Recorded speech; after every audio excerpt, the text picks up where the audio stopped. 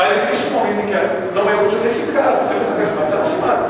Mas assim, existem coisas, mas ela poderia ter tido um tratamento preventivo anterior, né? Psiquiatrizados, psicoterapeutas, para tentar reverter esse quadro que culminaria no desejo de morte, na pulsão de morte naquele momento. Mas existem outras circunstâncias que é bem interessante. Eu acompanho de perto o caso do garoto, que ele tem uma neurose obsessiva. Ele tem um transtorno obsessivo muito grave. Nesse caso da alguma coisa teria que morrer naquele momento. Ou em ação dela, ou ela própria, né? Mas ela fez a carta se falar dessa maneira.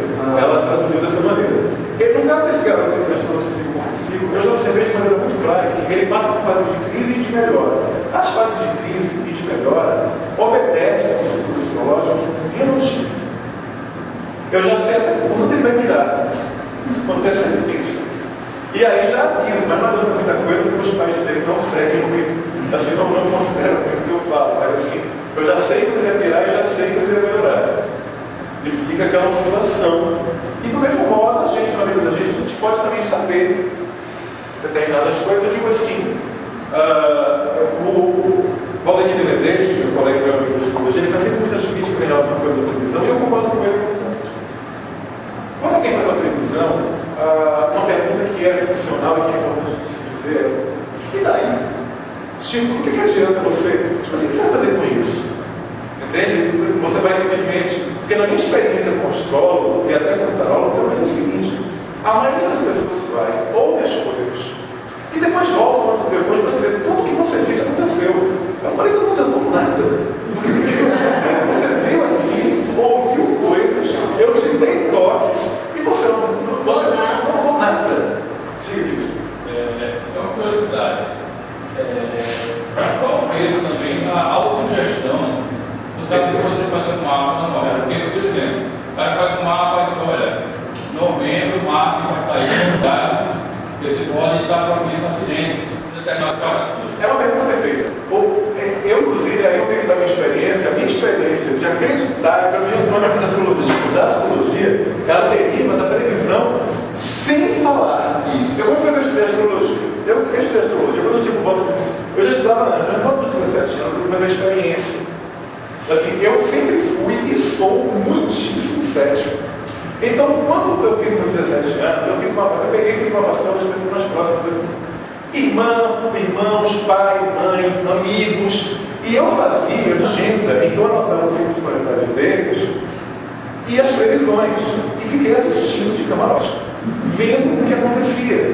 E aí ia anotando. Depois, após isso, eu confesso que eu tenho uma espécie de blog pessoal em que eu publico anotações que eu faço no computador, em que eu boto uma das das pessoas mais próximas e faço algumas previsões.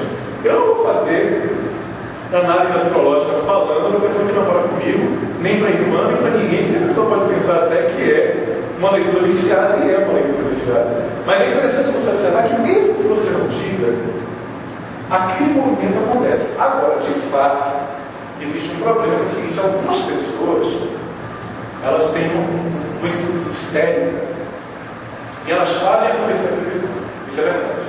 Mas aí são casos, e também existe casos em que o astrólogo ou tarólogo, ele tem um problema pessoal, a gente chama de personalidade paranoide, que é quando a pessoa ela tem a tara de controlar a vida dos outros. Mas aí é um tipo de astrólogo, de tarólogo, em que a pessoa está dizendo: você tem que fazer isso, tem que fazer aquilo. O astrólogo dá ordens.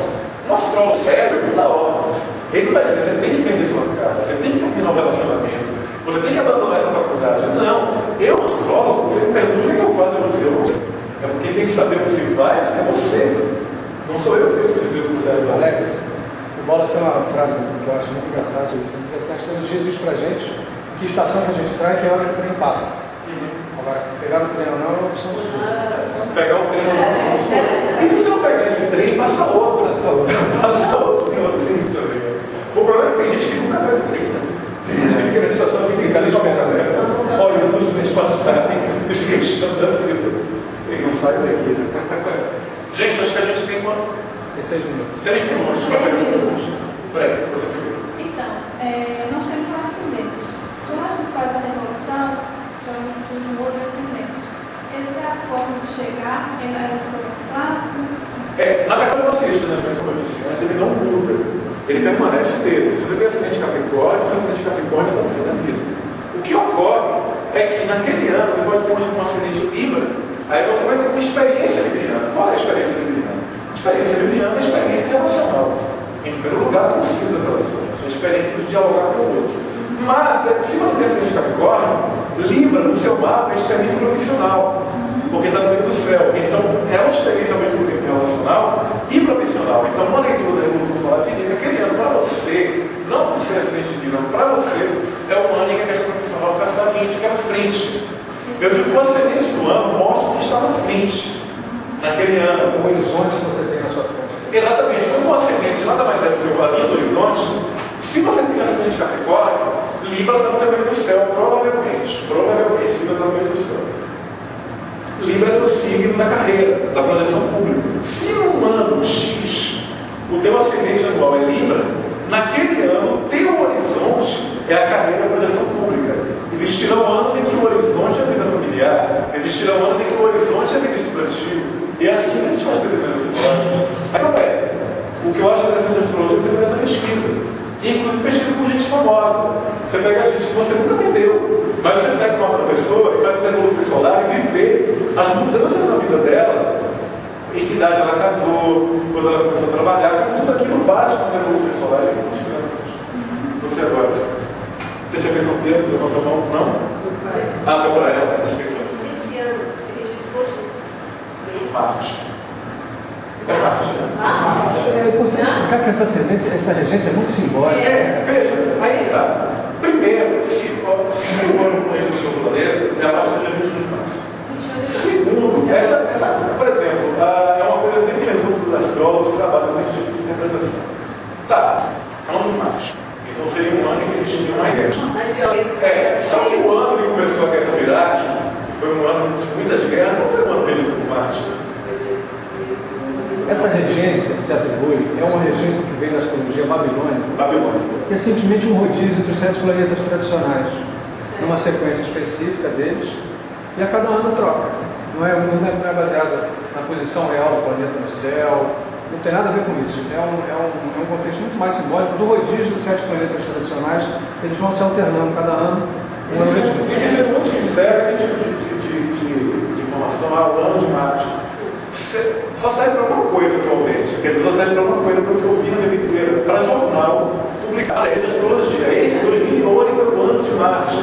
Mas quando você vê uma astróloga fazendo uma previsão para o mundo, ele não pega isso. Um astrólogo que faz previsões para o mundo, ele faz análises planetárias de trânsitos em cima do mapa astral dos países, porque o país também tem mapa astral. Por exemplo, o mapa astral do Brasil zera a data, mês, ano, hora e a cidade da independência, no momento da independência. Nós temos um mapa da Itália, nós temos um mapa da China. Então, se eu quero fazer previsões do Brasil, eu não considero que esse é o ano de Marte. Eu considero que para o Brasil, determinados planetas, por exemplo, o Júpiter e o Plutão fizeram uma questão específica, afetando o Júpiter do Brasil, quadratura, no momento em que aquele imenso poço de petróleo foi descoberto em Santos. Eu digo que é interessante que Júpiter em conjunção com Plutão ele tem uma interpretação analógica de riqueza, porque Júpiter expande, Plutão é rico. Só que fazia quadratura com o Júpiter do Brasil. A pergunta que se faz é: descobrir um poço de petróleo tão grande é bom?